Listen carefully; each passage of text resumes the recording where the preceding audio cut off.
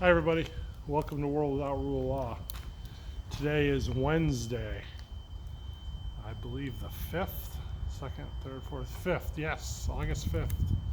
So as many of you know, yesterday, in the last few days, a pretty large tropical storm touched base in North Carolina and quickly moved up the East Coast. I'm currently in southern New England for a few months, and it hit here yesterday, and it was pretty devastating. 35 to 40% of the people in the town that I'm in here are without power. There's many roads blocked, trees down. They've begun the cleanup effort. Where I'm staying here is without power and has been since 3 p.m. yesterday, roughly 3 p.m. yesterday.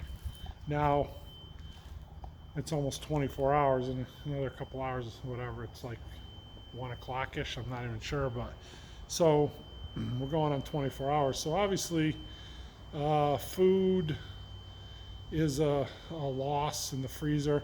I went out to a few stores that were open downtown, and no ice, can't get ice anywhere. Everybody, you can barely get in the parking lot. So it's like when the pandemic hit and you couldn't get toilet paper. Now there's no power, so there's no ice. Everybody's, trying to preserve their food, and that's understandable. Big deal. I don't have a lot of food. It's a loss. Who cares? I don't care. Not a big deal. So where I'm staying, turn around here, that big white building. Come over here, show you, but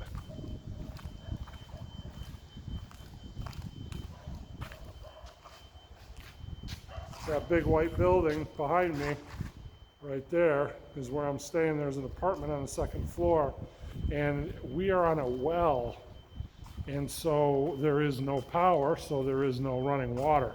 That is my biggest detriment at this point. Power, no big deal, I can live without power. I charge my phone in my car. I don't watch much TV anyway, so not a big deal. So water, I got a couple cases of bottled water, which I had, and usually is a couple cases here. So I think I'm okay for a day or so. A couple days. I do have access. I went and checked it out, and there's a place, member here has a place that I have access to about a half a mile to a mile away. They're on city water. They do have running water. So at some point I can go over there and shower. If it goes extended amount of time, I can go over there to use the facilities, and I can also fill jugs of water if it comes to that. So water is an inconvenience. It's not going to be a deal breaker, but it is an inconvenience for me at this point, but that's okay, just an inconvenience. I can deal with that. Of course, what I want to talk about today is, adapting to different situations, right? So I'm 650 miles from home, and I'm going to be up here for an extended amount of time. So a lot of the stuff that I have set away to be prepared for things like this is at my home, 650 miles away.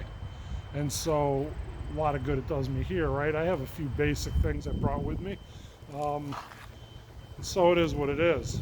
We have to be ready to adapt to these situations as they come up.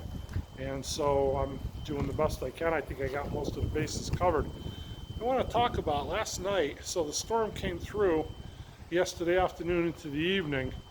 By 9 o'clock, it was gorgeous out. And the stars were out, and all the, it's been very humid and hot up here. All the humidity was gone. I believe it dipped into the high 50s last night. It was 62 degrees when I woke up this morning. So the apartment I stay in, I was able to open the windows and, plenty comfortable, right? It wasn't 100 degrees up there, high humidity. So that was a blessing, really, that it wasn't super hot. Now, we'll see how long this takes to resolve. That goes on, that could change. It's supposed to be cooler again tonight. I do have a backup plan. I have my, can't see it from here, my ghetto camper bug out trailer with me. I'm set up in there with everything I need. I can put my mattress in there for my bed, and I've got air conditioning if I need it. I just need a place to plug in. I do have several people in my network up here where I can easily go and park on their property and plug in. That's not an issue. If it comes to that, I'm actually, if we don't get power, I will be doing that tonight, so that I can be a little more comfortable. I'll be able to charge my phone right there. I'll be able to have my laptop, tether it to the internet on my phone. It'll be business as usual. I'll be in the trailer. It'll be more comfortable than being here. Although as I say, temperature-wise, I'm comfortable here, but I'll have power and I'll have internet and I'll have some amenities. So that's a choice that I'm not 100% sure I'm going to make yet, but it doesn't take long to implement it, and I can make it at the last moment.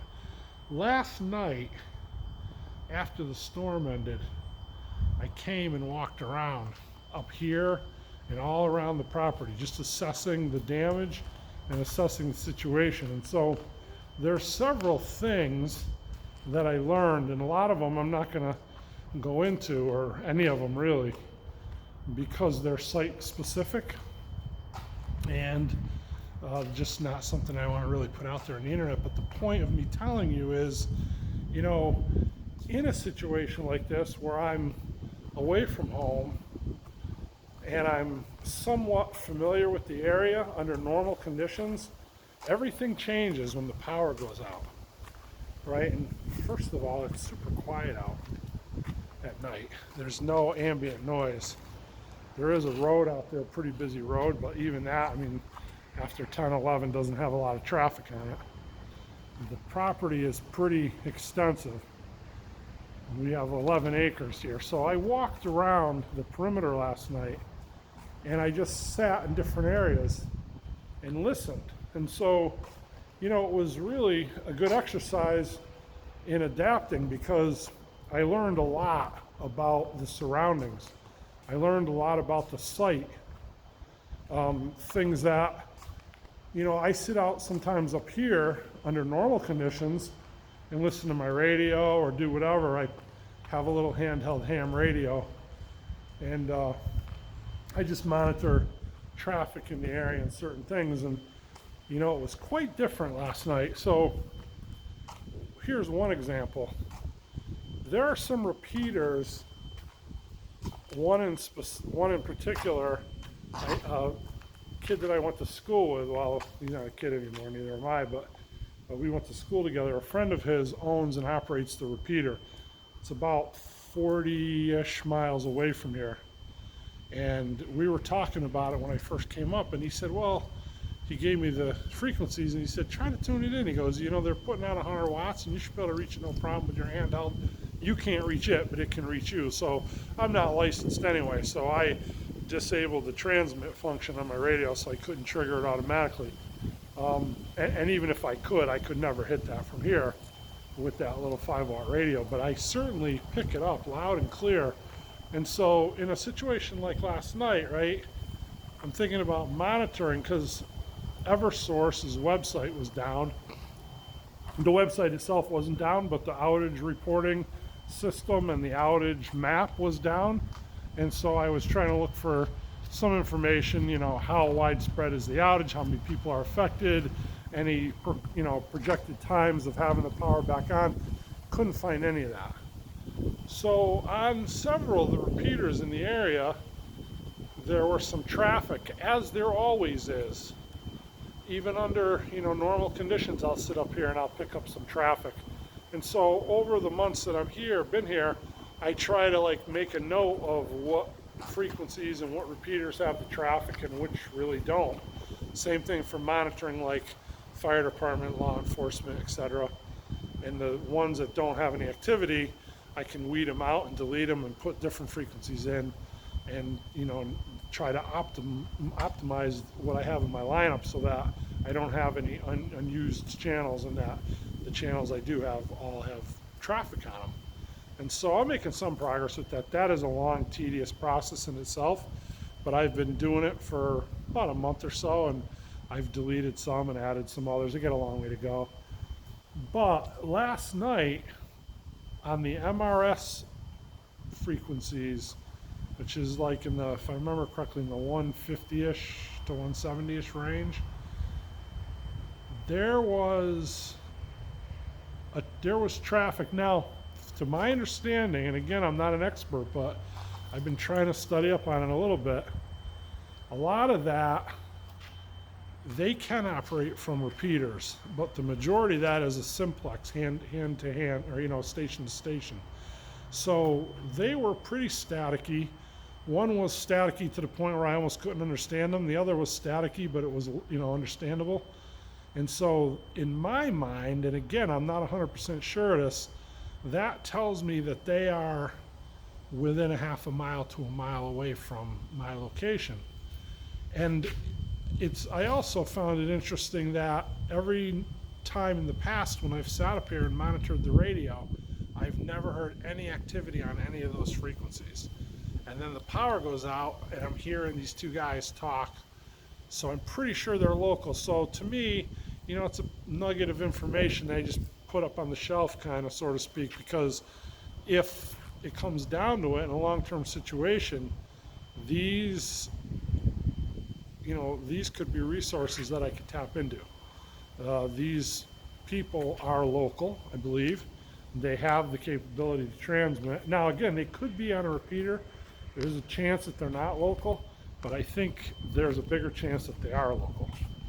And then, like I said, there's a few other things I learned, and a couple real important things, but site-specific, and I don't want to go into them, but I think that it's a good time when we have outages like this to assess. Now, at my home, this has kind of been done, and so it's ongoing, but being that I'm away from home, it's not something that I looked into that closely. This is the first time the power was really out since I've been here. And it's a completely different operating procedure when the power's out. You hear different things. There's different traffics on the radio. There's different things happening on the site. For instance, right behind me, it's pretty thick briars, right? Now, if you were committed and you had a machete, you could probably break through that. But I wouldn't want to do it. But on the other side of that is that I don't know how far, not too far, but then again, probably not too close, a couple hundred yards, because at times I'll hear noises over there when I'm sitting here at night. There's another property. So last night, of course, it was quiet, but when I sit up here and I assess these, I went up to the other side of the property and did the same thing. It's just good to get an idea of where the activity is surrounding the property and where the activity is under normal conditions and where it is under like a power out condition. Because it's odd, because where the few places I've heard activity before were completely dark and quiet and silent last night.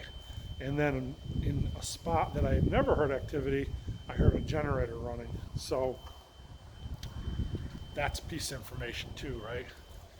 So it's a good time to reassess our emergency plans. It's a good time to get familiar with an area if you're like me. Again, I'm here for a period of time and away from home. I don't have all the stuff I normally have, so I'm under some adverse conditions, and I've done a lot today to adapt my plan and to going forward kind of figure out the direction they need to go in when things like this happen. So I just wanted to kind of throw it out there and just to say, hey, be aware if you're away from home. Try to do what you can to assess your situation.